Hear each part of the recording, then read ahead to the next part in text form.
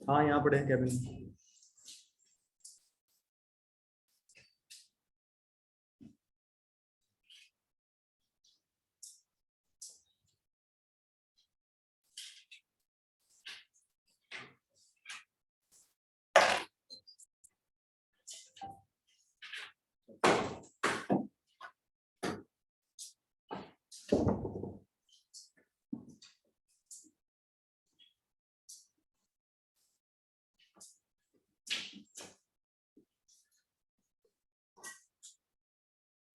चलो हेडिंग डालो, ionization energy.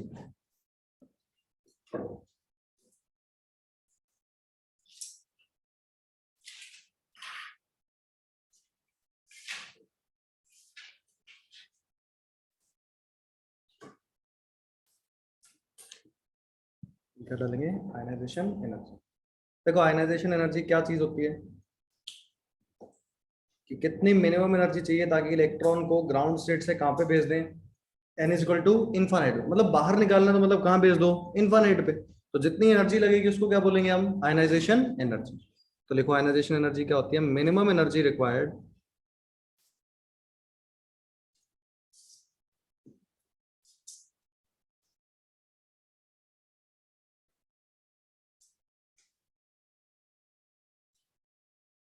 To move electron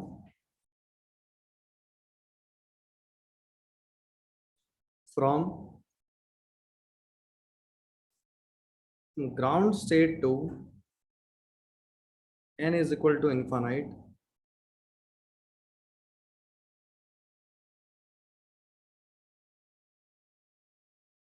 is called as ionization energy। तो उसको क्या बोलते हैं हम? आयनाइजेशन एनर्जी बोलते हैं ना। देखो अगर ग्राउंड स्टेट से इन्फाइनाइट पे लेके जाना पड़ेगा तो एनर्जी एब्जॉर्ब करेगा, है ना। तो वो जितनी एनर्जी एब्जॉर्ब करेगा उतनी ही क्या होगी? उसकी आयनाइजेशन एनर्जी हो जाएगी ना। जैसे अगर एग्जांपल लें, क्योंकि देखो बोर मॉडल तो किस पे लगा सकते हैं? हाइड्रोजन लाइक स्पीशीज पे, तो उन्हीं पे लगा पाएंगे अभी हम। किसका एग्जांपल ले लेते हैं? हाइड्रोजन एटम का ना। तो हाइड्रोजन एटम में अगर दो स्टेट बना दें हम, एक इन्फानाइट और एक क्या बना देते हैं? Ground state. तो ये क्या हो गया? n इज इक्वल टू 1, तो इसको क्या बोलेंगे? ग्राउंड स्टेट है ये। और ये बोल देते हैं n is equal to infinite. अच्छा बताओ, ई इन्फानाइट इसकी एनर्जी कितनी होगी? जीरो। और ग्राउंड स्टेट हाइड्रोजन एटम में E1 एनर्जी कितनी होगी? Minus of 13.6 electron volt. अब देखो अगर इलेक्ट्रॉन यहाँ पे है और इसको कहाँ लेके जाना है अपने को? यहाँ पे। तो बताओ कितनी एनर्जी एब्जॉर्ब करेगा? 13.6 एब्जॉर्ब कर लेगा। यानी कितनी एब्जॉर्ब कर रहे हैं यहाँ से? प्लस क्या हो जाएगा? 13.6 इलेक्ट्रॉन वोल्ट। तो वो कहाँ पहुंच जाएगा? जीरो पे, मतलब इनफाइनाइट पे एनर्जी हो जाएगी उसकी। तो यहाँ पे अगर मैं लिखूं तो मेरे को एक चीज पता चली, आयनाइजेशन एनर्जी पर एटम ऑफ हाइड्रोजन कितनी बन गई? 13.6 इलेक्ट्रॉन वोल्ट। क्या देखना, ये तो एक एटम के लिए है कि एक एटम के लिए कितनी चाहिए? 13.6 इलेक्ट्रॉन वोल्ट। अगर इसी में से क्वेश्चन बना के बोल दे कि calculate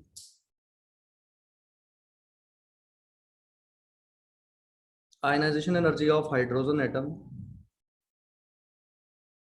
in kilo joule per mole, मतलब एक मोल के लिए एनर्जी निकालनी है और किस यूनिट में निकालनी है? किलो जूल में। तो देखो अगर एक एटम की बात करें तो एनर्जी कितनी लग रही है? 13.6 इलेक्ट्रॉन।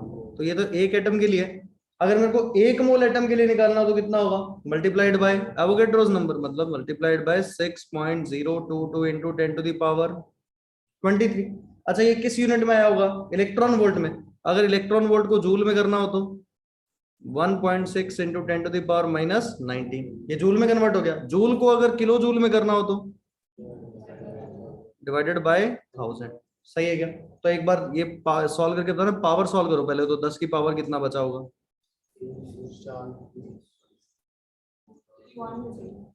10 बचेगा ना।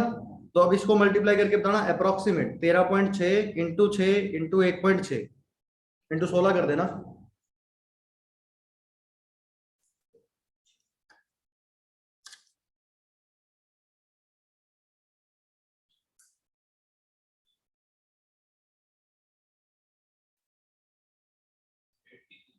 80 आएगा बस। 13.6 multiplied by 6 into 16। 13.6 into 6 into 16।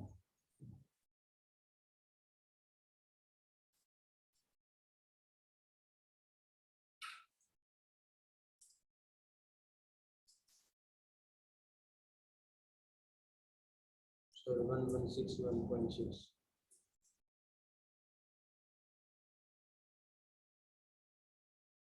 हाँ 1161.6। गलत तो नहीं? हाँ ऐसे 1312 आएगा, एग्जैक्ट सॉल्व करोगे ना। 1312 और यूनिट क्या हो जाएगी इसकी, किलो जूल पर मोल।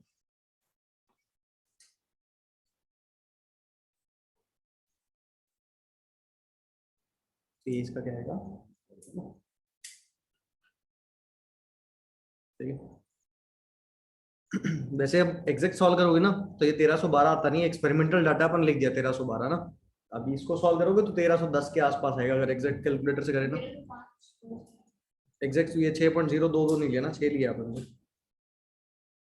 13.6 इंटू 6.022 इंटू 16, ये बनता 1310.38।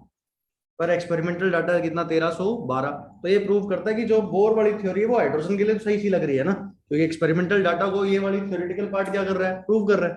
मतलब हाइड्रोजन के लिए तो लगा पाएंगे इसको ना, हाइड्रोजन लाइक स्पीशीज के लिए।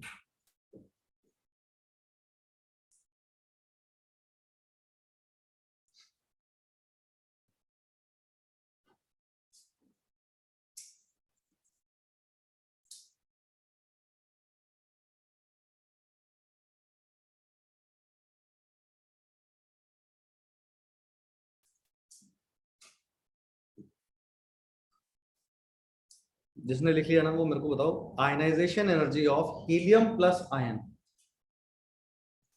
सिर्फ एक हीलियम प्लस आयन की आयनाइजेशन एनर्जी क्या होगी?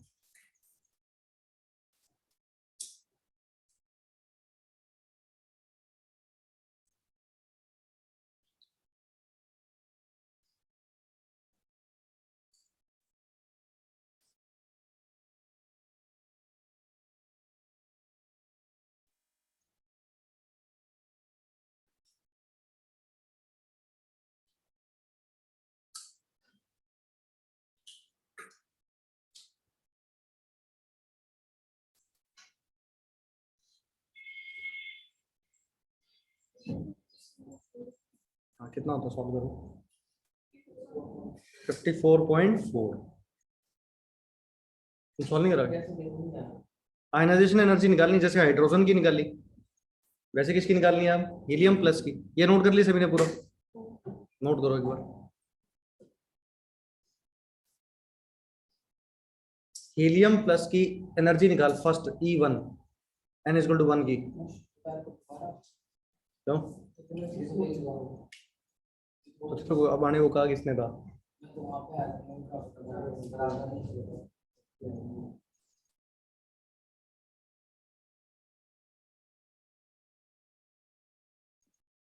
आप जाना तो चला दोपहर को आ जाइए।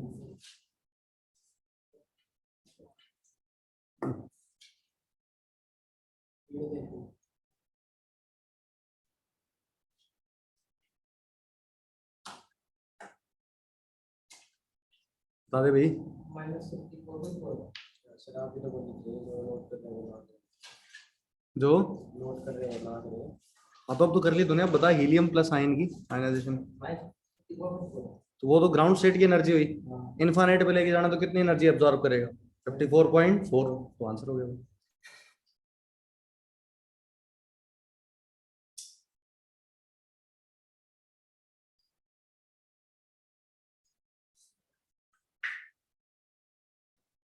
जैसे अगर ऐसा पूछ ले example, ionization energy of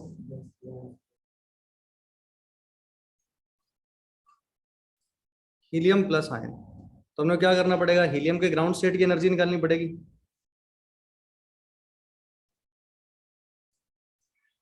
n is equal to 1। अब क्या होगी इसकी एनर्जी ग्राउंड स्टेट की, कैसे निकालते हैं, -13.6 इंटू में z स्क्वायर तो 2 का स्क्वायर। यही होगा। तो हीलियम का Z कितना होता है 2Z²/n², n तो 1 ही है, चल लिखना तो लिख दो फॉर्मूला पूरा, डिवाइडेड बाय 1 का स्क्वायर। तो ये कितना बनेगा -54.4 इलेक्ट्रॉन वोल्ट। और E इन्फानाइट क्या रहने वाला है अभी 0। तो अगर इलेक्ट्रॉन को 1 से इन्फानाइट पे लेके जाना है तो कितनी एनर्जी एब्जॉर्ब कर लेगा ये 54.4। तो मतलब ionization energy of helium plus ion, एक आयन की कितनी हो जाएगी 54.4 इलेक्ट्रॉन।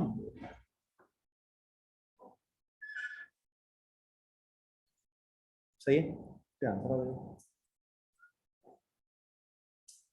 तुमसे एक दिमाग लगाने वाला सवाल पूछ लूं, क्या कहता है बता देगा।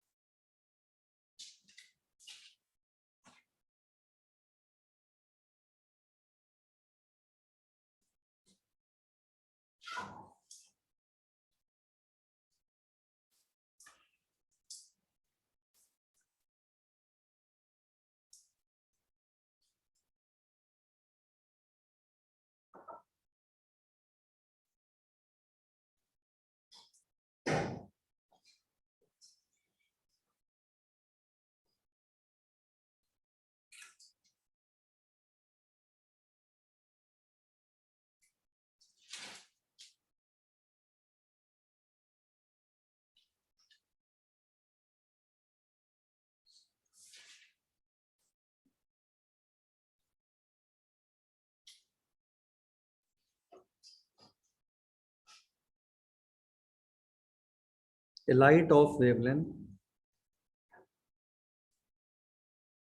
50 nanometer is incident on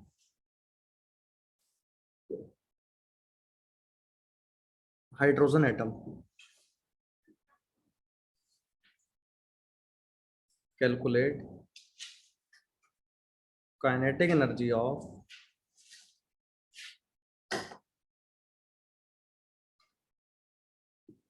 electron ejected.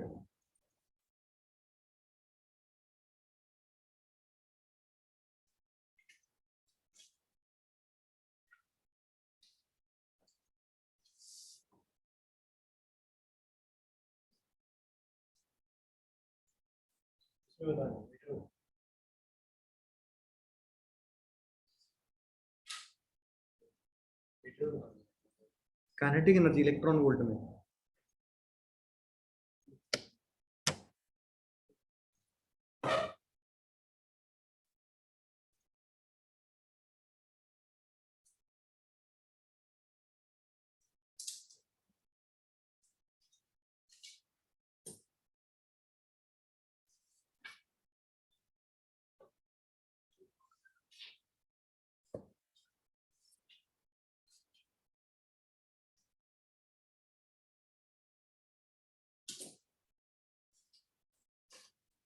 कैसे सॉल्व है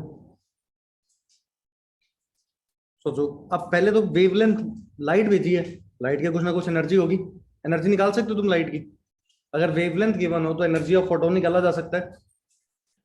कैसे निकालते हैं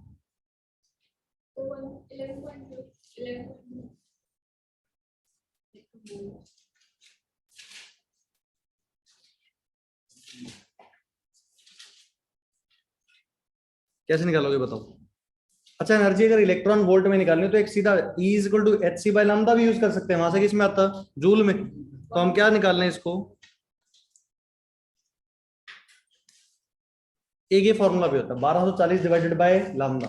ये सीधी एनर्जी किस में आती है इलेक्ट्रॉन वोल्ट में ना। तो एक फॉर्मूला अपने पहले कभी पढ़ा होगा, ये E is equal to 1240 by lambda in nanometer. वहां से एनर्जी डायरेक्टली किस में आ जाती है इलेक्ट्रॉन वोल्ट में। तो बताना कितना इलेक्ट्रॉन वोल्ट हो गया, सॉल्व कर सकते हो क्या तुम 24 पॉइंट, बताओ सही है। अब एक बात देखो, इलेक्ट्रॉन हमने कहां पे ये एनर्जी कहां पे दी हमने हाइड्रोजन एटम को। तो हाइड्रोजन एटम की आयनाइजेशन एनर्जी कितनी है 13.6। तो 13.6 तो कहाँ यूज होगी इलेक्ट्रॉन को बाहर निकालने में, जो बच गई वो कहाँ चली गई होगी काइनेटिक एनर्जी में। तो कितनी होगी काइनेटिक एनर्जी फिर -13.6। क्या यही करना पड़ेगा सीधा सा? तो सोचो मैंने क्या, इलेक्ट्रॉन था, पहले तो उसको बाहर निकालना पड़ेगा एटम से, तो बाहर निकालने के लिए 1 से कहां पे लेके जाना पड़ेगा, इनफाइनाइट पे। तो कितनी एनर्जी लगी, 13.6। मैंने टोटल दी कितनी, 24.8। तो 13.6 निकल गई उसमें से, तो कितनी बची, माइनस कर दो दोनों को, तो वो काइनेटिक एनर्जी रही होगी। तो इतनी एनर्जी से इलेक्ट्रॉन चलने लग गया होगा। कितना आता है सॉल्व करने में? अगर तुम थोड़ा सा दिमाग लगाते ना, ये फोटो इलेक्ट्रिक इफेक्ट का सवाल था। बताओ एक बार, क्या फोटो इलेक्ट्रिक इफेक्ट का सवाल नहीं है क्या? वहां वर्क फंक्शन का एक नाम आयनाइजेशन एनर्जी भी लिखा था। अगर देखोगे पेज पलट के देखो एक बार, थ्रेशोल्ड एनर्जी, वर्क फंक्शन, एक वर्ड लिखा हुआ था आयनाइजेशन एनर्जी। पेज पलट के देखो, फोटो इलेक्ट्रिक इफेक्ट में थ्रेशोल्ड एनर्जी का क्या एक नाम, वर्क फंक्शन लिखा, ये लिखा था क्या, आयनाइजेशन एनर्जी। तो मतलब incident energy is equal to ionization energy plus kinetic energy. कहां रह गया था, लेट कैसे हो गया? फोन तूने किया था मेरे को फोन? तूने नहीं किया? किसका फोन है?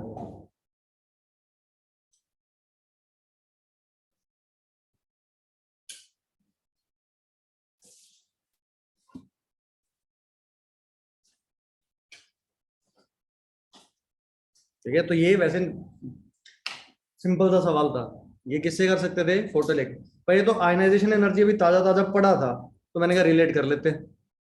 ये अगर वर्क फंक्शन जरूर थोड़ा ना हमेशा गिवन ही हो, पहले तो मेटल सरफेस हुआ करता था, तो उसका वर्क फंक्शन देना पड़ता है, क्योंकि उसकी आयनाइजेशन एनर्जी निकालने का अपना कोई तरीका नहीं था। पर बोर मॉडल तो हाइड्रोजन पे तो लगा सकते हैं।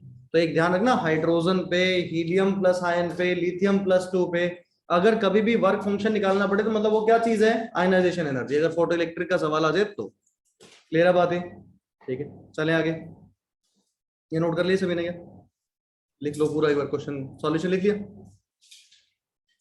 चलो फिर नेक्स्ट इसमें एक बात करते हैं। देखो एक नाम इलेक्ट्रॉन वोल्ट कहां से आया था, है ना? तुम दोनों ने नहीं सुनी बात। आज तुम्हें इलेक्ट्रॉन वोल्ट कोई समझा देगा, what do you mean by electron volt? 1 electron volt की डेफिनेशन लिखवाई थी एक बार, याद करो, लिखवाई हुई है।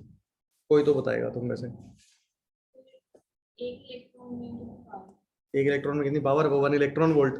और सोचो, ध्यान है तुम्हें, 1 इलेक्ट्रॉन वोल्ट का था, सीधी यूनिट भी लिख सकते थे हम, 1.6 × 10⁻⁻19 जूल होता है ना? नहीं तो उसका ना तरीका समझाया था मैंने तुम्हें, देखो दोबारा समझाता हूँ मैं, तुम भूल बड़ी जल्दी जाते हो, क्योंकि घर जाके दोबारा हम पढ़ते नहीं ना। तो मैं याद करूँ, ऐसी कुछ पहले बात बनाई थी, सुनते चलो।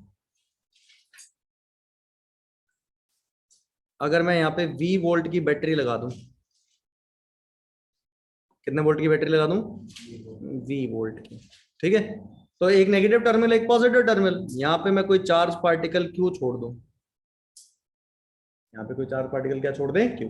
अच्छा, एक Q चार्ज पार्टिकल, अब देखो अगर कोई नेगेटिव होगा तो कहां भागेगा, पॉजिटिव की तरफ, पॉजिटिव होगा तो कहां भागेगा, नेगेटिव की तरफ। मतलब कहीं ना कहीं चलने लगा होगा ये, मान लेते हैं चलने लगा इस तरफ, तो इसकी कुछ ना कुछ क्या रही होगी, काइनेटिक एनर्जी। तो कहते हैं काइनेटिक एनर्जी कितनी होती है, ये फॉर्मूला आता है, याद है किसी को लिखवाया था, Q multiplied by V, charge multiplied by क्या होता है, पोटेंशियल डिफरेंस अप्लाइड। अब अगर मैं यहां पे किसका एग्जांपल ले लूं, इलेक्ट्रॉन का, कि जो चार्ज पार्टिकल है वो कौन सा छोड़ देंगे, इलेक्ट्रॉन छोड़ देते हैं यहाँ पे, बैटरी लगा दें। अच्छा, बैटरी कितने वोल्ट की लगाते हैं, 1 वोल्ट की बैटरी, कितने वोल्ट की बैटरी लगाते हैं, 1 वोल्ट, और इलेक्ट्रॉन छोड़ दिया यहाँ पे। ये कौन सा टर्मिनल है, नेगेटिव, ये कौन सा है, पॉजिटिव, कहां भागने लगे हुआ, पॉजिटिव की तरफ, तो इसकी कुछ ना कुछ काइनेटिक एनर्जी रही होगी। अच्छा, काइनेटिक एनर्जी का फिर से फॉर्मूला क्या है, बताओ, काइनेटिक एनर्जी का फॉर्मूला क्या है, Q मल्टीप्लाइड बाय V। अच्छा, Q क्या होता है, चार्ज, इलेक्ट्रॉन का चार्ज कितना है, 1.6 × 10⁻⁻⁹ सही है, मल्टीप्लाइड बाय वोल्ट कितना अप्लाई किया हमने, 1, सही है बात है। तो यहाँ से काइनेटिक एनर्जी कितनी होगी, 1.6 × 10⁻⁻19 जूल। तो ये कितना इलेक्ट्रॉन वोल्ट हो गया, इसी को तो बोलते थे 1 इलेक्ट्रॉन वोल्ट। तो 1 इलेक्ट्रॉन वोल्ट क्या चीज है, अगर मैं किसी इलेक्ट्रॉन को 1 यूनिट पोटेंशियल डिफरेंस में छोड़ दूं, मतलब 1 वोल्ट के पोटेंशियल डिफरेंस में छोड़ दूं, तो जितनी उसका काइनेटिक एनर्जी होगी वो कितनी होने वाली है, 1 इलेक्ट्रॉन वोल्ट। और उसकी वैल्यू कितनी होती है, 1.6 × 10⁻⁻19, कितना, जूल में ना। अब सुनना ध्यान से बात, इलेक्ट्रॉन वोल्ट में पता चला 1 वोल्ट की बैटरी लगाई तो एनर्जी कितनी आई? 1 इलेक्ट्रॉन वोल्ट। कितनी आई? 1 इलेक्ट्रॉन वोल्ट। अच्छा मैं 2 वोल्ट की बैटरी लगाता तो कितना इलेक्ट्रॉन वोल्ट आता? 2 इलेक्ट्रॉन वोल्ट। 10 वोल्ट की बैटरी लगाता तो 10 इलेक्ट्रॉन वोल्ट। क्या ये तो सिंपल चल रहा है कि जितने वोल्ट की बैटरी इलेक्ट्रॉन पे अप्लाई कर रहे हैं उतनी उसकी क्या होती है काइनेटिक एनर्जी, मतलब उतने इलेक्ट्रॉन वोल्ट। क्लियर है बात है? अब मेरे को इलेक्ट्रॉन बाहर निकालना हाइड्रोजन से, कितनी एनर्जी देनी पड़ेगी? 13.6 इलेक्ट्रॉन वोल्ट, इतनी एनर्जी देनी पड़ेगी। मतलब कितने वोल्ट की बैटरी लगाई गई होगी? 13.6 वोल्ट की। क्या लगाया होगा? 13.6 वोल्ट की क्या लगाई होगी अपनी बैटरी। क्या सिंपल सी बात है क्या? इलेक्ट्रॉन के केस में लगाना और केमर चिपकाने लगना है इसको। इलेक्ट्रॉन के केस में अगर एनर्जी इलेक्ट्रॉन वोल्ट में है तो उस इलेक्ट्रॉन वोल्ट को वोल्ट में कन्वर्ट कर दो तो वो क्या हो जाएगा? Potential applied. वो क्या हो जाएगा? Potential applied. तो मैंने बोला ionization energy of hydrogen atom is 13.6 electron volt. तो ionization potential of hydrogen atom is 13.6 volt. क्या इलेक्ट्रॉन वोल्ट को किस में कन्वर्ट कर देंगे? वोल्ट में। तो इलेक्ट्रॉन के केस में कभी भी एनर्जी को किस में कन्वर्ट करना होगा? पोटेंशियल में। तो बड़ा सिंपल सा तरीका है, एनर्जी किस में होनी चाहिए? इलेक्ट्रॉन वोल्ट में। अगर जूल में हो तो उसको पहले किस में कन्वर्ट कर लो? इलेक्ट्रॉन वोल्ट में। और मैग्नीट्यूड वही रखो, इलेक्ट्रॉन वोल्ट की जगह वोल्ट कर दो तो वो क्या हो जाएगा? Potential applied. वो क्या हो जाएगा? Potential applied. तो ये सारी कथा क्यों पढ़ी? क्योंकि मैं भी लिखना चाहता था आयनाइजेशन पोटेंशियल। मेरे को क्या लिखना था? Ionization potential. तो मेरे से पूछे what is the ionization potential of hydrogen, तो आंसर क्या होगा? 13.6 वोल्ट। भाई अब यूनिट चेंज हो रही है, मैग्नीट्यूड तो क्या रहेगा? सेम। अगर पूछे ionization potential of helium plus ion, 54.4 volt. मतलब वो जो इलेक्ट्रॉन वोल्ट हमने निकाला सीखा, उसका इलेक्ट्रॉन वोल्ट हटा के क्या लगा दो? वोल्ट। किस में कन्वर्ट हो जाएगा? पोटेंशियल में। क्लियर है बात है? तो लिखने की जरूरत नहीं है, पहले हमने लिखा हुआ है ना। अब लिखेंगे क्या? Ionization potential. क्या आयनाइजेशन एनर्जी पढ़ चुके हैं? एक चीज क्या पढ़ते हैं? Ionization potential.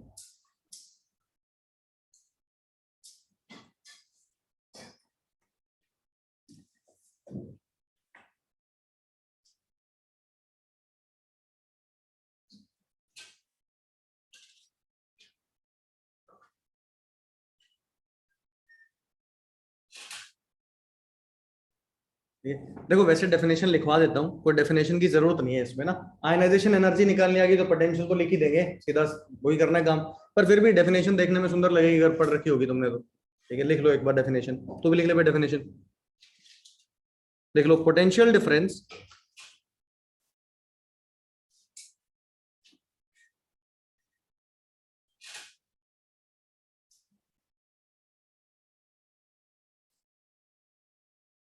through which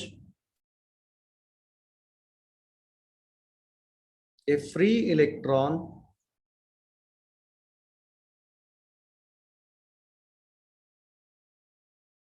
must be accelerated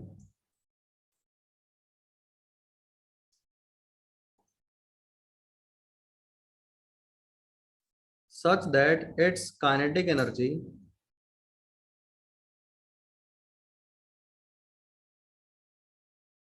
becomes equal to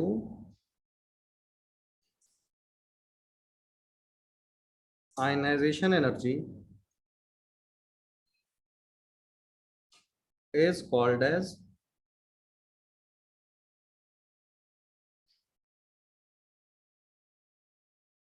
ionization potential. Simple है। मतलब क्या कि हम कितने वोल्ट की बैटरी लगाए जाए ताकि काइनेटिक एनर्जी किसके बराबर हो जाए? आयनाइजेशन एनर्जी के बराबर। तो अगर मेरे को काइनेटिक एनर्जी 13.6 इलेक्ट्रॉन वोल्ट करनी है तो कितने वोल्ट की बैटरी लगानी पड़ेगी? 13.6 वोल्ट की। तो डायरेक्ट अब शॉर्ट फॉर्म में आई पी लिख देते हैं इसको ना। शॉर्ट फॉर्म में क्या लिख देते हैं इसे? I dot P. तो अगर मैं लिखूं ionization potential of hydrogen atom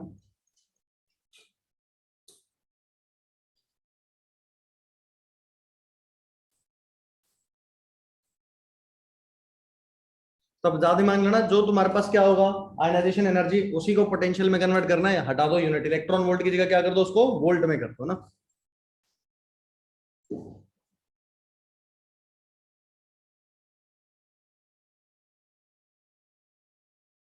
देख ले भाई, किसका इंतजार कर रहा है? आज सभी का टेस्ट है क्या? तेरा भी टेस्ट था आज मैथ्स का, फिजिक्स का? वी टू पे संडे को टेस्ट होता, सैटरडे को नहीं होता क्या टेस्ट? संडे को होता है टेस्ट। तो अभी इस बार संडे को है, तो आज फिर क्लास भी नहीं होगी।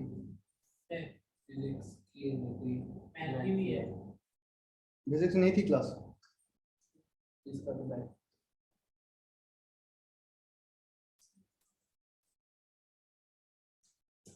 अच्छा तो अब डायरेक्ट घर से आया, तो अब घर से आया सीधा, अच्छा तभी लेट हुआ है। तो अभी चलो जल्दी लिखो। तूने क्वेश्चंस करे? क्वेश्चन दिए थे, बहुत सारा काम दे रखा था मॉड्यूल में कब थी कल पिछली क्लास में। पिछले बार तो तूने पीडीएफ तो देखी होगी, पीडीएफ नहीं देखी तूने? उसमें लास्ट में काम नहीं लिखा था, होमवर्क आपको करना था। अब कल छुट्टी आएगी तेरी ना, है ना? हर जगह की छुट्टी होगी कल तो कल तूने काम पूरा करना।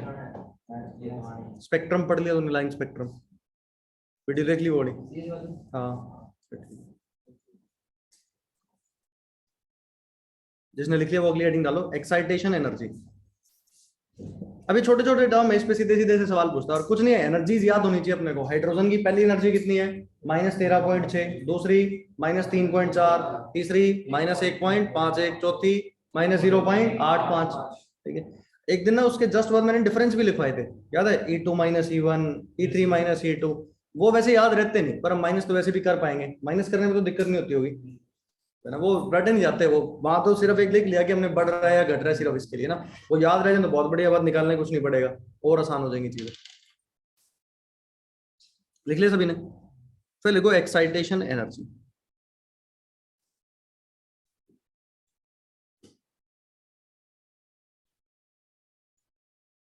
देखो एक्साइटेशन एनर्जी क्या होता है, अगर इलेक्ट्रॉन ग्राउंड स्टेट में प्रेजेंट है, ग्राउंड स्टेट का मतलब कहां पे? n = 1 पे, और उसको किसी एक्साइटेड स्टेट पे लेके जाना है, उसको किसी एक्साइटेड स्टेट पे लेके जाना है। तो देखना जैसे जैसे हम ऊपर चलते हैं ना, 1 2 3 4, तो एनर्जी क्या होती है? बढ़ती जाती है। मतलब n = 1 सबसे लोअर एनर्जी था, और अगर ऊपर जाना है तो कहां जा रहे हैं हम? लोअर से हायर पे। तो एनर्जी क्या करेगा? एब्जॉर्ब। तो जितनी एब्जॉर्ब करेगा उसको क्या बोलते हैं? Excitation energy. मतलब ग्राउंड स्टेट से इलेक्ट्रॉन को एक्साइटेड स्टेट में ले जाने के लिए जितनी एनर्जी होगी उसको क्या बोलेंगे? Excitation energy. जैसे मान लो ग्राउंड से फर्स्ट एक्साइटेड स्टेट में लेके जाना हो तो उसको बोलते हैं फर्स्ट एक्साइटेशन एनर्जी। क्या बोलते हैं उसको? First excitation energy. Ground state से सेकंड एक्साइटेड स्टेट में लेके जाना हो तो second excitation energy. Ground state से थर्ड एक्साइटेड स्टेट में जाना हो तो थर्ड एक्साइटेशन एनर्जी। तो इस तरीके से बात करी जाती है ना। तो लिख लेते हैं, इसमें स्टेटमेंट लिखो, energy required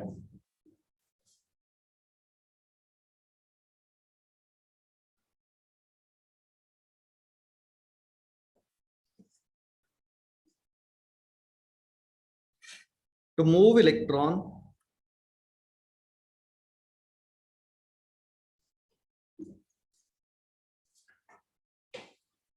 from ground state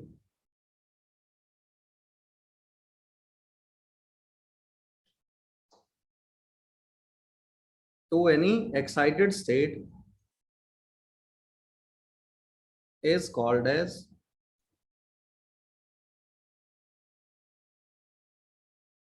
excitation energy. तो उसको हम क्या बोलते हैं? Excitation energy.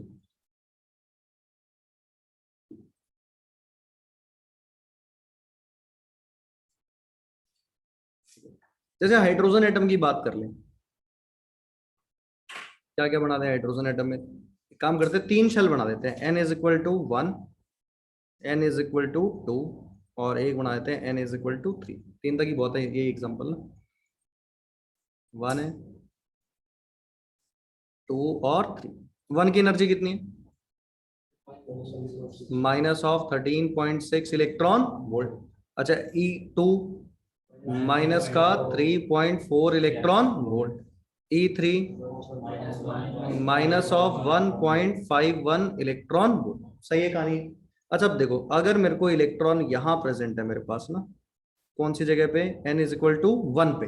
मेरे को कहाँ लेके जाना है इसको? n = 2 पे। बताओ कितनी एनर्जी एब्जॉर्ब करेगा? 1 से 2 पे लेके जाना है, करो माइनस, बताओ कितना आएगा? 10.2। क्या इतनी एनर्जी देनी पड़ेगी? तो मतलब ये क्या हो गया? 10.2 इलेक्ट्रॉन वोल्ट देते ही क्या ग्राउंड स्टेट से किसी एक्साइटेड स्टेट में पहुंच गया? कौन से एक्साइटेड स्टेट में? फर्स्ट एक्साइटेड स्टेट में। तो इसको हम क्या बोलेंगे? It is called as first excitation energy. Excitation energy कितनी आएगी ये वैल्यू 10.2 इलेक्ट्रॉन वोल्ट। इसके और भी नाम हो सकते हैं ना, तो वो कंफ्यूज परेशान नहीं होना, इसको ऐसे भी बोल देगा।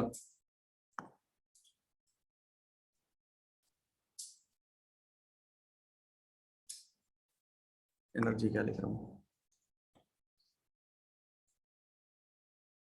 Excitation energy of first excited state, same ही बात है। एक्साइटेशन एनर्जी किसके लिए, फर्स्ट एक्साइटेड स्टेट, मतलब ग्राउंड स्टेट से कहां पे लेके जाना है, n इज इक्वल टू 2 पे। याद रखना फर्स्ट एक्साइटेड स्टेट का मतलब क्या होता है, n is equal to 2। Second excited state का मतलब n इज इक्वल टू 3। अब एक बात बताओ, तूने बताना भी, इलेक्ट्रॉन है यहाँ पे 1 पे, इसको लेके जाना 3 पे, कितनी एनर्जी अब्सॉर्ब करेगा, से पूछना था। करना क्या था, माइनस करना पड़ेगा, तो मतलब 13.6 में से 1.51 माइनस कर दें। ऐसे करना तो उल्टा है, minus of 1.51 minus of plus हो जाएगा, फिर वो 13.6, मतलब 13.6 में से 1.51 माइनस कर दो, कितना बचेगा 12.09। तूने पीछे देख के बताई ना एनर्जी डिफरेंस, मेरे को पता था, इतनी जल्दी माइनस तो ना करता तू। कितना आएगा 12.09 इलेक्ट्रॉन वोल्ट, मतलब ये कौन सी एक्साइटेशन एनर्जी होगी, सेकेंड एक्साइटेशन एनर्जी। तो सेकेंड एक्साइटेशन एनर्जी कितनी होगी होगी भाई 12.09 इलेक्ट्रॉन वोल्ट। ठीक है, एक बेसिक सा सवाल ध्यान से सुनना, हाइड्रोजन एटम की फर्स्ट एक्साइटेशन एनर्जी कितनी आई है 10.2 इलेक्ट्रॉन वोल्ट। ठीक है, ये रट के बताएगी। हीलियम प्लस आयन की first excited energy, first excitation energy, helium plus ion के लिए फर्स्ट एक्साइटेशन एनर्जी सोच के बताओ। हीलियम प्लस आयन के लिए फर्स्ट एक्साइटेशन एनर्जी,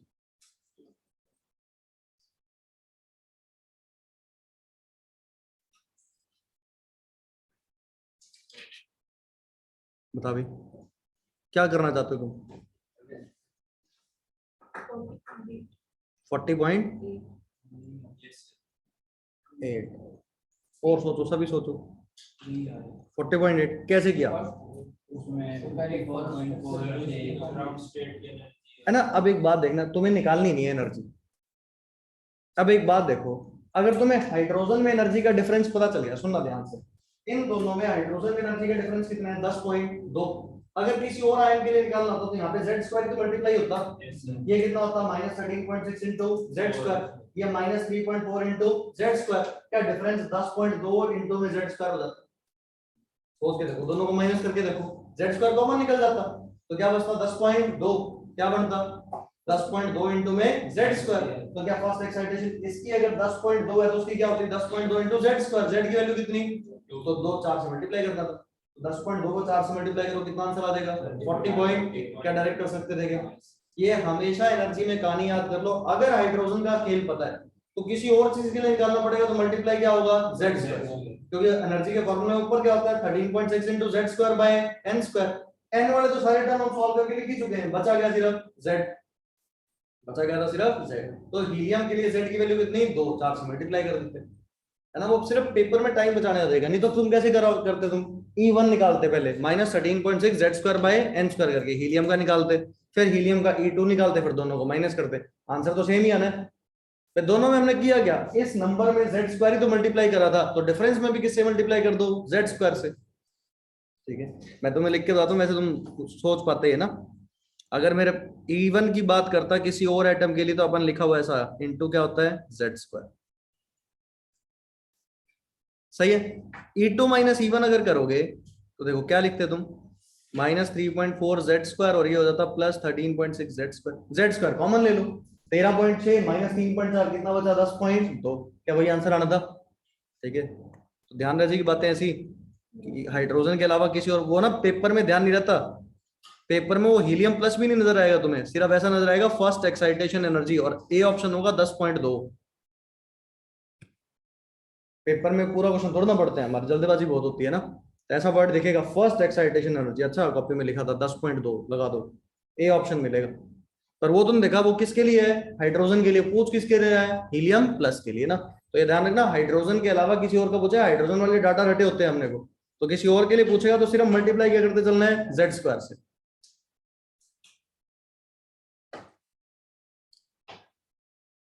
क्या एक एग्जांपल बना के लिखवा दूंगा, यार याद रख लोगे वैसे ही। First excitation energy of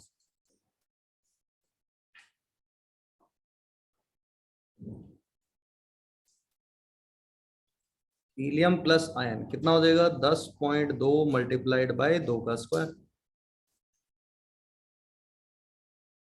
40.8 electron volt.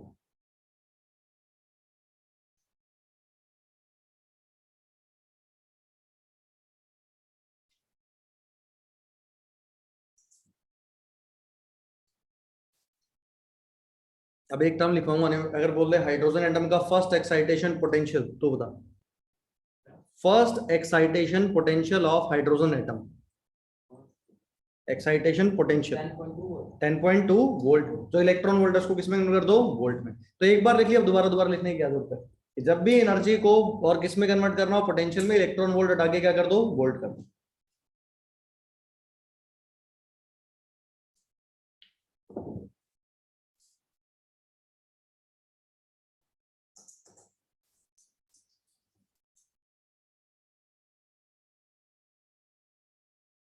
फिर एक टर्म लिखो, सेपरेशन एनर्जी।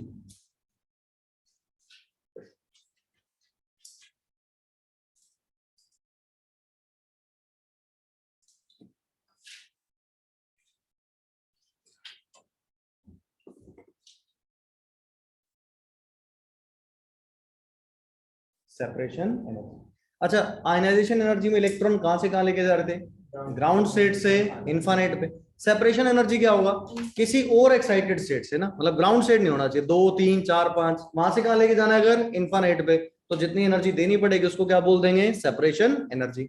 अब वैसे बहुत बेसिक सा एक सवाल सुनना, अगर बोल दे separation energy for n is equal to 2, separation energy for n is equal to 2 in hydrogen atom. अच्छा, n इज इक्वल टू 2 का मतलब कितनी एनर्जी पे इलेक्ट्रॉन, -3.4, कहां लेके जाना है, इन्फानाइट पे, तो कितना हो जाएगा, 3.4 इलेक्ट्रॉन वोल्ट। क्लियर है बात है। तो सेपरेशन एनर्जी क्या होता है, अगर इलेक्ट्रॉन ग्राउंड स्टेट में नहीं है, किसी एक्साइटेड स्टेट में है, वहां से कहां लेके जाना है उसको, इन्फानाइट पे, तो जितनी एनर्जी देनी पड़ेगी उसको क्या बोलेंगे, सेपरेशन एनर्जी। तो स्पेसिफाई करेगा सेपरेशन एनर्जी किसकी, हमें क्या पता इलेक्ट्रॉन कहां है, ग्राउंड स्टेट में नहीं है, बस ये फिक्स है। ठीक है, वो बोल देगा separation energy for n is equal to 2, मतलब इलेक्ट्रॉन कहां पे है, 2 में, कहां लेके जाना है उसको, इन्फानाइट पे। बोल दे separation energy for n is equal to 3, 3 पे है, कहां लेके जाना उसको, इन्फानाइट पे। डेफिनेशन लिख लेते हैं, लिखो separation energy.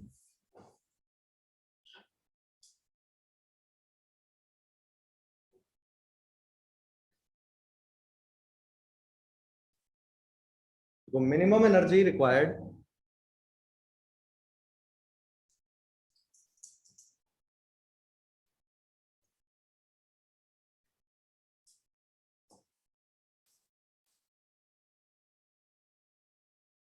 To move electron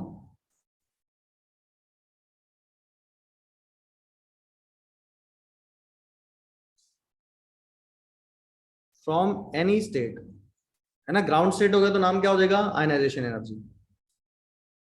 तो n is equal to infinite is called as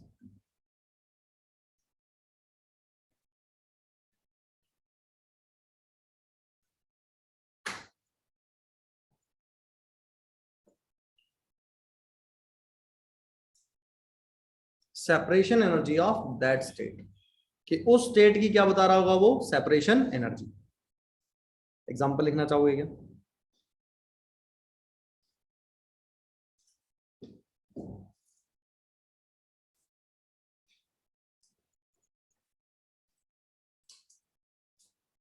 separation energy of n is equal to 2 in hydrogen atom, बताओ कितना होगा आंसर, 3.4 इलेक्ट्रॉन। डायरेक्ट लिख दूं, कोई एक्सप्लेनेशन की तो जरूरत नहीं, एनर्जी बोल रहा तो इलेक्ट्रॉन वोल्ट, इसमें बोलते सेपरेशन पोटेंशियल, तो 3.4 volt.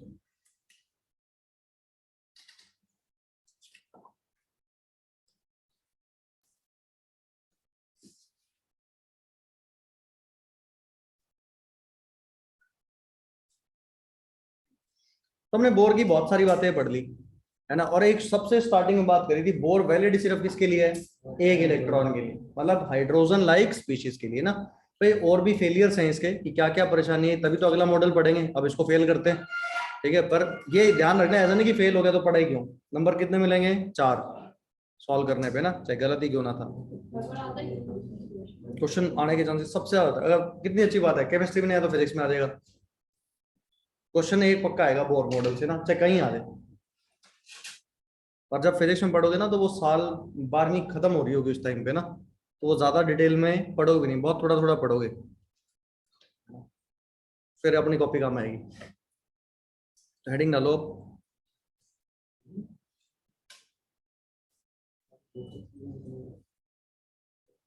Limitations of Bohr model.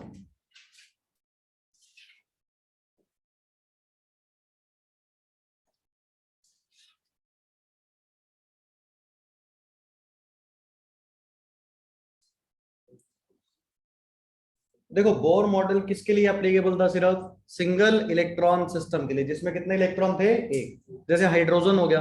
अब हम हीलियम कभी नहीं बोलते, क्या बोलते हैं, हीलियम प्लस, भाई उसके डायन बना देते, क्योंकि हीलियम में कितने इलेक्ट्रॉन, 2, +1 आ गया तो एक बाहर निकाल दिया, बचा कितना, एक। लिथियम +2, लिथियम में कितने इलेक्ट्रॉन होते हैं, 3, 2 बाहर निकाल दिए तो बचा कितना, एक। तो सिर्फ ऐसी स्पीशीज जिसमें एक इलेक्ट्रॉन है उसी के लिए बोर मॉडल एप्लीकेबल है, और किसी के लिए एप्लीकेबल नहीं है ना। तो पहला लिखो, तो यही सबसे इंपॉर्टेंट पॉइंट भी है इसका, Bohr model is only applicable for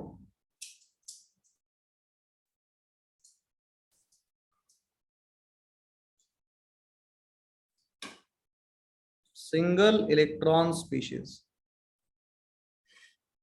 ठीक है, एग्जांपल लिखना किसके लिए, हाइड्रोजन हो गया, हीलियम प्लस हो गया, लिथियम +2 हो गया, बेरिलियम +3 हो गया।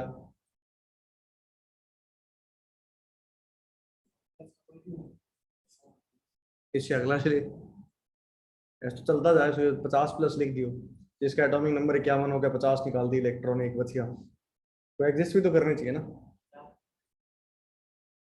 और देखना, ये तो हम क्वेश्चन सॉल्व करने के लिए हीलियम हीलियम की बातें कर लेते हैं, सारी कहानी एक लेवल स्टार्ट किससे किया गया था, हाइड्रोजन से ही ना, क्योंकि हमने ना कभी भी रिपल्शन फोर्स कंसिडर ही नहीं करा, हमने क्या माना, सिर्फ अट्रैक्शन किसके बीच में, न्यूक्लियस और इलेक्ट्रॉन के बीच में, अगर 2 इलेक्ट्रॉन है तो इलेक्ट्रॉन इलेक्ट्रॉन में रिपल्शन भी तो होता, तो हमने तो वो कहीं कंसिडर कर ही नहीं पाते। अब हमने एक स्पेक्ट्रम बनाया था, वो जो कहानी लाइमन सीरीज, बामर सीरीज, ठीक है, तो वो होता क्या, वो सिर्फ किसके लिए हमने बनाया, हाइड्रोजन का, किसी और का तो नहीं बनाया। तो मतलब मल्टी इलेक्ट्रॉन का स्पेक्ट्रम बोर मॉडल एक्सप्लेन नहीं कर सकता था ना, तो कोई खास इंपॉर्टेंट पॉइंट नहीं है, सिर्फ लिखे होते किताबों में अपन लिख लेते हैं ना, जब हमने ऊपर लिख ही दिया था कि सिंगल इलेक्ट्रॉन के लिए, तो एक से ज्यादा के लिए तो वैसे ही नहीं है।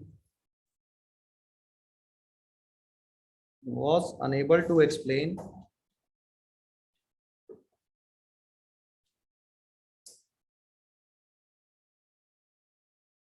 लिखा हुआ है, शांति रखो, इससे अगला टॉपिक पढ़ लो, मल्टी इलेक्ट्रॉन स्पीशीज। तीसरा पॉइंट बता गया था, एंगुलर मोमेंटम वाला, वो तो लास्ट आ गया।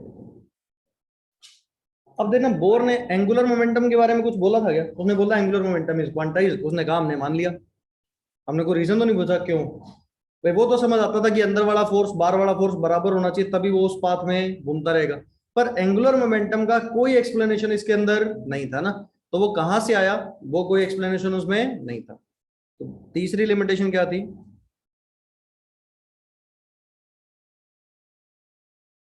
Bore was unable to explain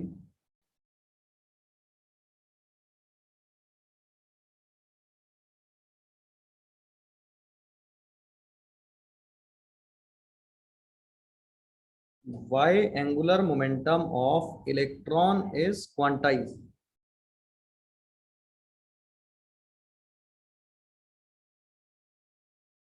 ठीक है, मतलब वो वाली कहानी mvr = nh/2 पाई, उसका कोई एक्सप्लेनेशन इसमें नहीं था ना। इसमें आगे आएगा, अभी डुअल नेचर जब एक्सप्लेन करेंगे तब आएगा MVR equal to NH upon 2 pi. वो भी उसने कंक्लूजन दिया था, वो दोनों को सपोर्ट करता था। जैसे यहाँ पार्टिकल नेचर माना, उसने वेव नेचर और बोला कि हर किसी भी पार्टिकल को जो बात होता है ना, माइक्रोस्कोपिक पार्टिकल मूव कर रहा है, तो उसके दोनों नेचर होते हैं, वेव नेचर भी होता है और उसका पार्टिकल नेचर भी होता है ना। तो वेव नेचर की बातें जब आएगी अगले कॉन्सेप्ट में देखेंगे। चले आगे, फिर नेक्स्ट पॉइंट लिखो जो सबसे इंपॉर्टेंट पॉइंट है ना। यहाँ से सीधा नाम पे क्वेश्चन आया था। कहता जो हमने लाइन स्पेक्ट्रम बनाया था, कैसे लाइंस अरेंज करी थी वेवलेंथ वाली, कहता उसमें इलेक्ट्रिक फील्ड या फिर मैग्नेटिक फील्ड अप्लाई कर देना, वो स्प्लिट हो जाता है, मतलब दूर दूर हो जाता है। तो वो स्प्लिटिंग क्यों होती है उसका कोई एक्सप्लेनेशन बोर मॉडल में नहीं था ना। ठीक है, क्योंकि जब आगे पढ़ेंगे तो हम बात करते हैं इलेक्ट्रॉन का स्पिन होता है। इलेक्ट्रॉन का क्या होता है? स्पिन। या तो इलेक्ट्रॉन क्लॉकवाइज घूम रहा होता है या इलेक्ट्रॉन एंटी क्लॉकवाइज खुद की एक्सिस पे। तो कोई भी चार्ज पार्टिकल अगर स्पिन करता है, मूव करता है, तो वो क्या जनरेट करता है? Magnetic field. तो उसकी वजह से स्प्लिटिंग होती है ना। कि मान लो क्या चीज है, दो चीजें रिपेल करें या फिर अट्रैक्ट करें मैग्नेटिक फील्ड में, किस पे डिपेंड करेगा? उसकी मैग्नेटिक फील्ड पे। ठीक है, तो वो चीजें यहाँ पे कोई एक्सप्लेनेशन उसका नहीं था, उस चैप्टर के सबसे लास्ट में आएगा क्वांटम नंबर्स के अंदर ना। तो बोर मॉडल में जो लाइन स्पेक्ट्रम था ना, वो जैसे इलेक्ट्रिक फील्ड या मैग्नेटिक फील्ड अप्लाई करते थे तो वो कॉन्टिन्यूस लाइन स्पेक्ट्रम नहीं रहता था, क्या हो जाता था उसमें? स्प्लिटिंग आ जाती थी ना। तो अगर ऐसी स्प्लिटिंग आ रही है तो उसका कोई एक्सप्लेनेशन इसमें नहीं था। ठीक है, तो अगला पॉइंट देखो, क्या कह रहे हो? इलेक्ट्रिक फील्ड या मैग्नेटिक फील्ड अप्लाई करते हैं तब वेवलेंथ जो है वो ऊपर नीचे हो जाएंगी, जैसे विबग्योर में सारी एक साथ नहीं नजर आती, वॉलेट, इंडिगो, ब्लू। तो वो कहते हैं इलेक्ट्रिक फील्ड मैग्नेटिक फील्ड अगर इसमें हाइड्रोजन एमिशन स्पेक्ट्रम में अप्लाई करते हैं तो वो लाइंस क्या हो जाती हैं? दूर दूर हो जाती हैं। तो वो स्प्लिटिंग क्यों हो रही है उसका कोई एक्सप्लेनेशन नहीं था, यानी कि बोर तो नहीं कर पाया था ना। तो अगला क्या लिखेंगे? यहां से क्वेश्चन बताऊंगा अभी क्या बनता है ना। Bohr model was unable to explain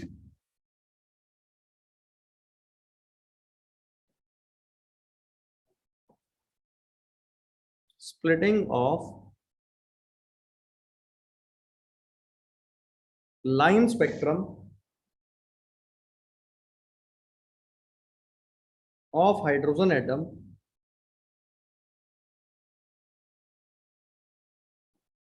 in presence of electric field and magnetic field.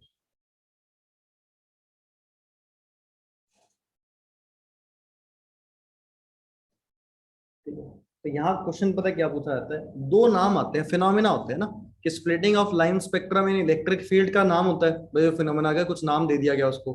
ऐसे splitting of line spectrum in magnetic field का कुछ नाम दे दिया गया, तो सीधा नाम पे क्वेश्चन आता है। एक साल आया भी होगा क्वेश्चन मेडिकल में ना, कैसे पूछा होता, splitting of line spectrum in magnetic field is called as, तो उसका नाम होता है जीमैन इफेक्ट। तो सीधे दो नाम है, एक जीमैन इफेक्ट होता है, एक क्या होता है? Stark effect. तो डायरेक्टली क्वेश्चन पूछा जा सकता है ना। तो इसी में क्या लिखेंगे? स्प्लिटिंग ऑफ, और आजकल ऐसे सीधे क्वेश्चन बहुत आते हैं ना जिसमें कुछ सॉल्व ना करना पड़े, line spectrum in magnetic field. उस फिनोमिना का नाम क्या दिया गया? It is called as Zeeman effect, ZEE। तो सीधे नाम पे क्वेश्चन है ना।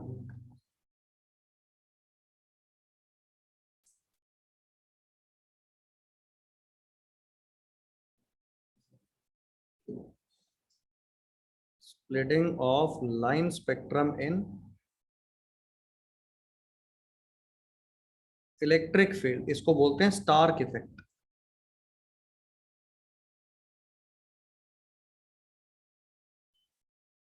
जीमैन इफेक्ट और एक क्या होगा? Stark effect.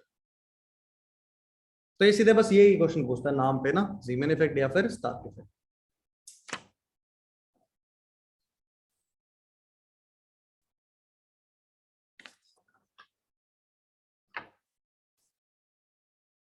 तुम्हारा मैथ्स कैसा है? काफी अच्छा।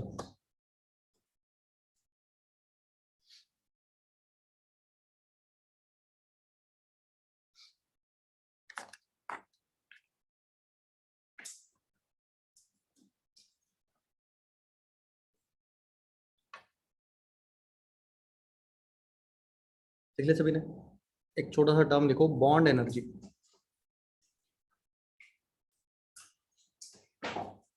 लिमिटेशन खत्म हो गई। हाँ, ज्यादा डिटेल में यहाँ बॉन्ड एनर्जी की बात नहीं आएगी ना। बॉन्ड एनर्जी क्या होता है, एक मोल कोई गैसियस मॉलिक्यूल ले लो, क्या लेना है अपने को, एक मोल। कहता उसके सारे बॉन्ड ब्रेक करके, अगर बॉन्ड ब्रेक कर दिया तो मॉलिक्यूल किस में कन्वर्ट हो जाएगा, एटम में। जैसे H2, हाइड्रोजन हाइड्रोजन जुड़ा हुआ है, कहता एक मोल ले लो और उसको तोड़ने के लिए जितनी एनर्जी देनी पड़ेगी वो क्या होगी, उसकी बॉन्ड एनर्जी। वो क्या होने वाली है, उसकी बॉन्ड एनर्जी। ठीक है, तो लिख लो इसमें energy required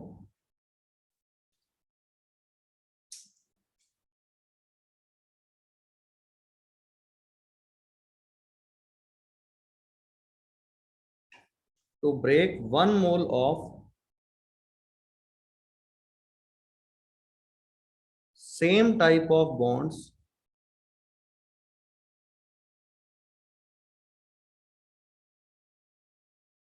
in gaseous molecule is called as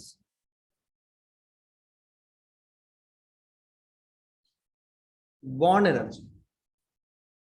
ये पता है टॉपिक क्यों पढ़ा है, एक बहुत ही कॉमन सेंस का एक बार सवाल आया किसमें, नीट में। क्या आया सवाल, सुनना, ये अपन लिख दिया वैसे। उन्होंने बोला A2 गैस एक मॉलिक्यूल है, गैसियस मॉलिक्यूल ना, ठीक है, उसकी बॉन्ड एनर्जी बोल दी कितनी है, 4 किलो जूल। वैसे बोल दिया कितनी है, 4 किलो जूल पर मोल। यानी कि एक मोल बॉन्ड तोड़ने के लिए कितनी एनर्जी लगती है, 4 किलो। कहता मैंने उसको 8 किलो जूल एनर्जी दे दी। कितनी एनर्जी दे दी, 8 किलो जूल एनर्जी। तो कहता ये बताओ कि जो मॉलिक्यूल एटम टूटे होंगे, मॉलिक्यूल टूटा होगा तो क्या बने होंगे, एटम। कहता उस एटम की काइनेटिक एनर्जी कितनी है, 4 थी। बॉन्ड एनर्जी हमने एनर्जी कितनी दी, 8। बॉन्ड एनर्जी कितनी है, 4, और हमने दी कितनी एनर्जी, 8। कह रहे काइनेटिक एनर्जी बताओ। एन नहीं, एन को पूरे उसको मॉलिक्यूल को काइनेटिक एनर्जी भी पर मोल बता दो। चलो गोली मारो, काइनेटिक एनर्जी भी चाहे पर मोल बता दो। ठीक है, यहाँ गलती पता क्या होती है, ध्यान से सुनना। हम ये कर देते कि मान लो ए और ए का बॉन्ड टूटा, हमने एनर्जी दी, बॉन्ड टूट गया भी, उसके बाद जो एनर्जी बची वो दोनों को मिली होगी काइनेटिक एनर्जी, तो एक को तो आधी मिली होगी। हमारा आंसर क्या होता है, हम सोचते हैं अच्छा 8 एनर्जी दी, 4 तोड़ने में यूज होगी तो 4 चलेगी काइनेटिक एनर्जी। तो वो चारों गई कहां पे, एक इस एक को मिली और एक इस वाले को, मतलब एक को कितनी मिली होगी, 2। एक को कितनी मिली होगी, 2। तो मेडिकल वाले जब सवाल करेंगे अब इसके प्रीवियस ईयर वाले, तो उनमें एक सवाल आएगा तो यार ना काइनेटिक एनर्जी क्या हो जाएगी फिर, डिवाइडेड बाय 2। यानी कि जितनी बॉन्ड टोटल एनर्जी हमने दी वो कहाँ यूज होगी, एक तो बॉन्ड तोड़ने में, जो बच जाएगी वो कहाँ चली जाएगी, काइनेटिक एनर्जी। पर वो काइनेटिक एनर्जी दोनों एटम को मिली होगी। वो काइनेटिक एनर्जी किसको मिली होगी, दोनों एटम्स को ना। तो मैं एक काम करता हूँ, ऐसा एग्जांपल बना के लिख देता हूँ ताकि तुम्हें कॉन्सेप्ट याद रह जाए। हाँ, पर एटम आप डाटा ऐसे लिखेंगे, बॉन्ड एनर्जी पर मॉलिक्यूल ऑफ A2 लिख देते हैं।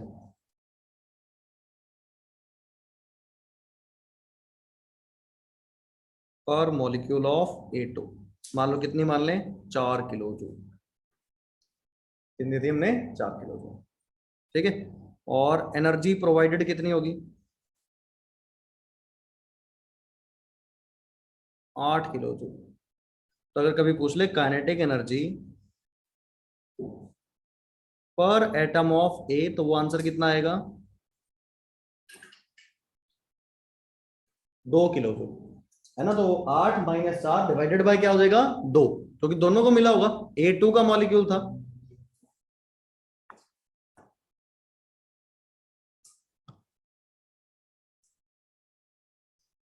इसका मॉलिक्यूल था ये A2 का।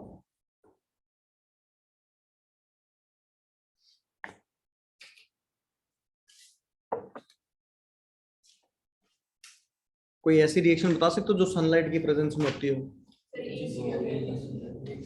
पढ़े तुमने, AgBr इसमें टूट जाता था, Ag+Br2 या AgCl, Ag+Cl2, और सुना था ऐसा। जैसे हाइड्रोजन परऑक्साइड, क्या बने वॉल्यूम स्ट्रेंथ में भी पढ़ा है, मोल में H2O2 सनलाइट की प्रेजेंस में कैसे टूटता है, H2O+O2। पहले 10वीं क्लास में क्वेश्चन आता था, why hydrogen peroxide is stored in dark coloured bottles. Reason क्या होता था, सनलाइट की प्रेजेंस में क्या होता है, डिकम्पोज ना। तो ऐसी रिएक्शंस को अब हम केमिस्ट्री में स्ट्रक्चर ऑफ एटम में क्या बोलेंगे, फोटोकेमिकल रिएक्शंस। क्या बोलते हैं उनको? Photochemical reaction. मतलब ऐसी केमिकल रिएक्शन जो किसकी प्रेजेंस में होती है? सनलाइट की प्रेजेंस में। और देखना जनरली वो कौन सी रिएक्शन होंगी? Decomposition reaction. कौन सी होगी? Decomposition reaction. तो जितनी ज्यादा उसको क्या मिल रही होगी? एनर्जी एब्जॉर्ब कर रहा होगा, उतना ही ज्यादा क्या हो रहा होगा? वो डीकंपोज हो रहा होगा। तो अब इसके बारे में लिख लेते हैं। ये लिख लो, फिर लिखना photochemical reaction.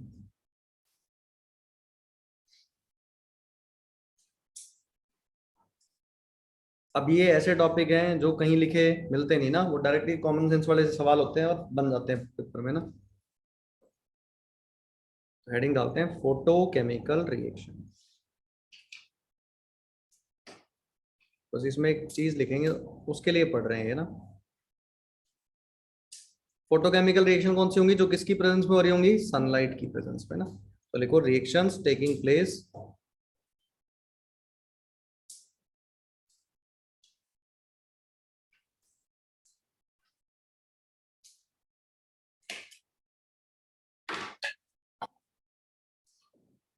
in presence of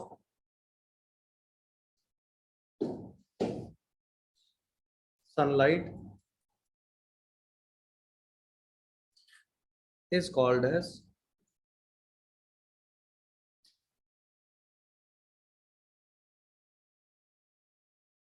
photochemical reaction।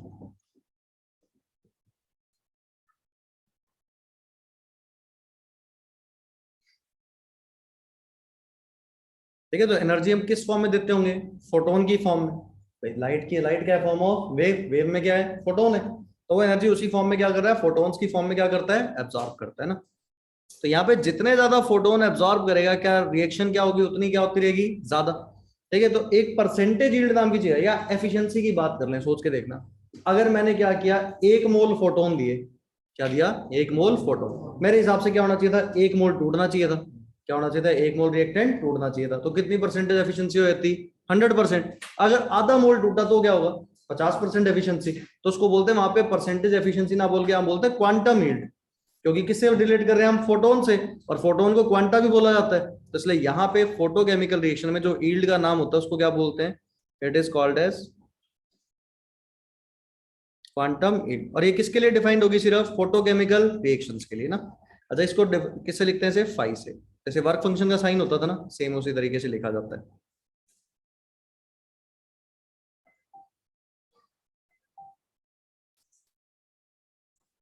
ठीक है, तो यहाँ पे क्या लिख सकते हैं? क्वांटम यील्ड का formula, number of moles of reactant reacted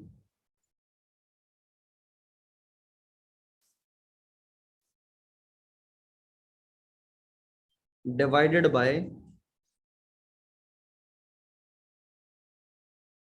number of moles of photon absorbed।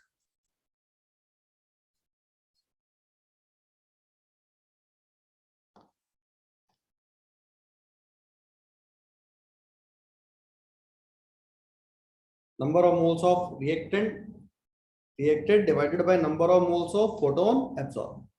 यानी कितने मोल उसने फोटोन के एब्जॉर्ब करे और वो कितने को तोड़ पाए। तो वो क्या रिप्रेजेंट कर? एफिशिएंसी रिप्रेजेंट कर रहा होगा। उस एफिशिएंसी का नाम क्या है यहाँ पे? क्वांटम। ठीक है, क्वांटम हीट। जैसे मान लो 1 मोल कोई चीज थी, इसको तोड़ने के लिए एक मॉलिक्यूल के लिए मान लो 1 फोटोन चाहिए था। एक मॉलिक्यूल के लिए 1 फोटोन, तो 1 मोल के लिए कितने फोटोन चाहिए थे? 1 मोल। तो मेरे हिसाब से तो क्या होता, 1 मोल फोटोन देता मैं तो सारे टूट जाने चाहिए थे। मतलब सारे क्या कर जाते हैं? रिएक्ट। तो परसेंटेज एफिशिएंसी कितनी होती है? 100%। मैंने दिया 1 मोल, ठीक है, पर रिएक्ट कितना करा? आधा मोल। तो कितना हो गया? 50%। तो यहाँ पे कहते ऊपर रख के देख, नंबर ऑफ मोल्स रिएक्टेड कितना हुआ? आधा। नीचे डिवाइड बाय 1, तो हाफ आ गया। परसेंटेज में निकालेंगे तो मल्टीप्लाई क्या कर देंगे? 100। तो 50% बन जाएगा। इस पे कहीं क्वेश्चन नहीं मिलेंगे। किसी साल आया तो सीधा पेपर में आएगा। इस पे किसी किताब में कहीं पे सवाल नहीं मिलेंगे ना। तो किसी साल आएगा तो सीधा पेपर में आएगा। तो अपने को फॉर्मूला पता होगा, हम तो सीधा अप्लाई कर लेंगे। अपने को क्या पता होगा? फॉर्मूला, डायरेक्टली अप्लाई कर लेंगे, आंसर आ जाएगा। चलो अब एक एक आधा वैसे सवाल करते हैं अगला टॉपिक शुरू करने से पहले। हमारा थोड़ा सा मैथ चेक करते हैं। रिडबर्ग इक्वेशन पढ़ा दी सभी को ना? 1/λ is equal to r into Z square into 1/n final square minus n initial square. सभी को ध्यान है। अब इसका अप्लाई करो मैथमेटिकल, बताना फिर सभी। कह रहे व्हेन एन इलेक्ट्रॉन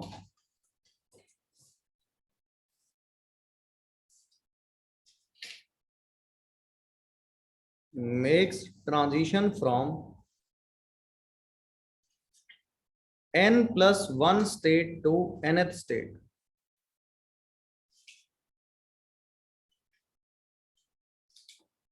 n+1 से कहां पे आ रहा है, n पे आ रहा है।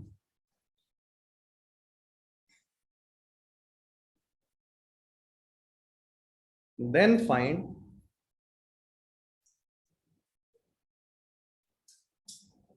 frequency of emitted radiation if value of n is very greater than 1। n की वैल्यू 1 से बहुत ज्यादा बड़ी। रेडबर्ग कांस्टेंट की टर्म में ही बताना है, r की टर्म्स में ना, r z सब कुछ उस टर्म्स में, मतलब z भी नहीं हटेगा ना, r z n c in term में आंसर आएगा। बताओ फिर भला होगा तुम्हारा। आज देखते हो तुम्हारा मैथ्स।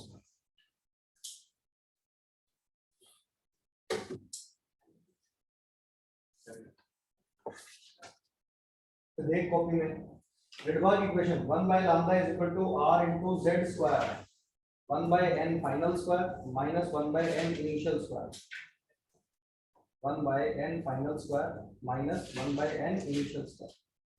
ये 1/λ का फॉर्मूला होता है ना। वेवलेंथ आ जाएगी फिर तो फ्रीक्वेंसी निकाल लेंगे, c is equal to nu into lambda।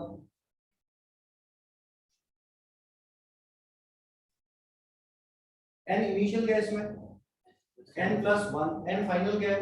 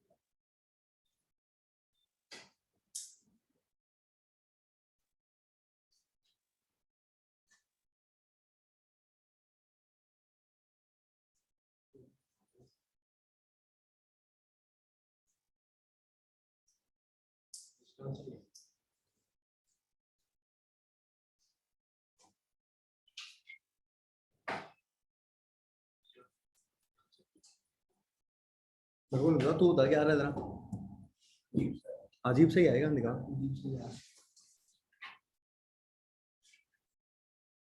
कुछ तो आसपास पहुंचा है, 2 की कमी है।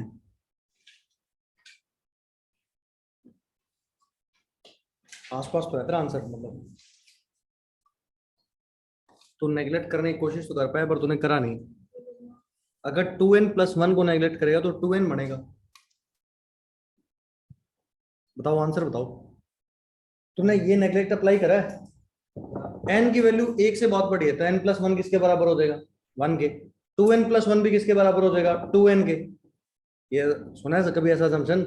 n कह रहा एक से बहुत बड़ी वैल्यू है, तो n+1 को अप्रोक्सीमेटली कितना लिखा जा सकता है? n। लास्ट में रखना, पहले मत रख देना, नहीं तो जीरो बन जाएगी कहानी तुम्हारी।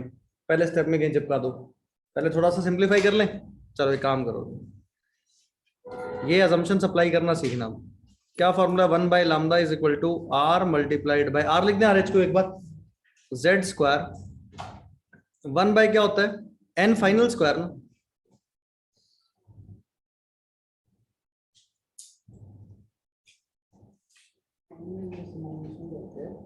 क्या हो गया? फाइनल माइनस नहीं करते,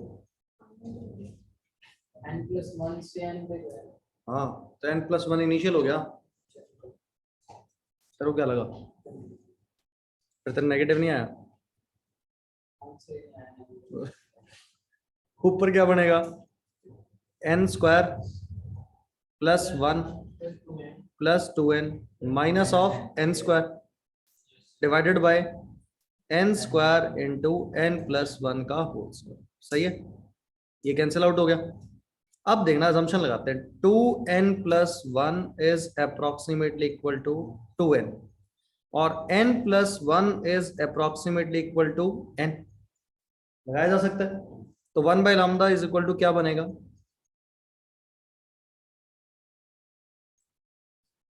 2n+1 कितना बन गया? 2n। नीचे क्या हो गया? आप ध्यान से देखना, n² × n² क्या? n टू दी पावर क्या हो गया? 4 हो गया। क्या कह रहा है? 2n+1 = 2n। क्यों हुआ ये? n की वैल्यू कह रहा है एक से बहुत बड़ी है। n की वैल्यू 10,000 है, तो 10,000 + 1 कितना? अप्रोक्सीमेटली 10,000 ही होगा।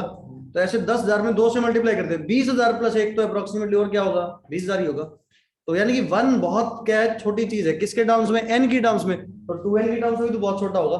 तो 2n+1 को अप्रोक्सीमेटली क्या लिखा जा सकता है? 2n। और n+1 को अप्रोक्सीमेटली क्या लिखा जा सकता है? n। अब बताओ यहां से क्या बन गया रिलेशन?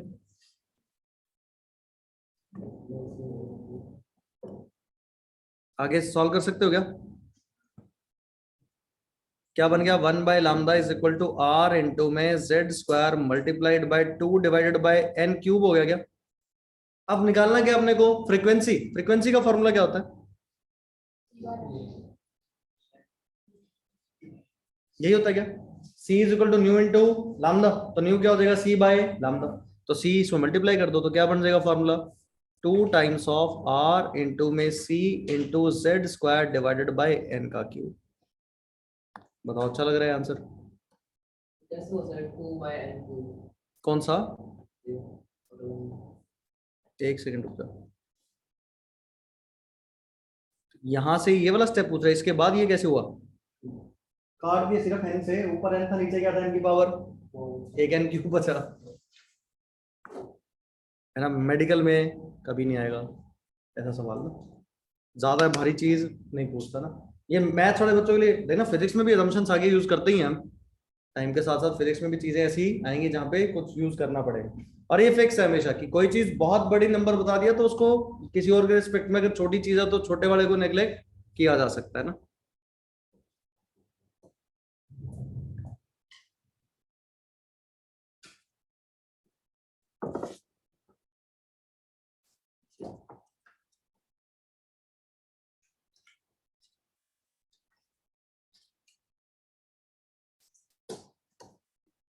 तो ये पूरी कहानी थी किसकी? बोर मॉडल की ना। कितने और भी डाउट्स बचे? तेरे कल सारे हो गए थे, सारे कर दिए सवाल तूने, कोई काम नहीं बचा।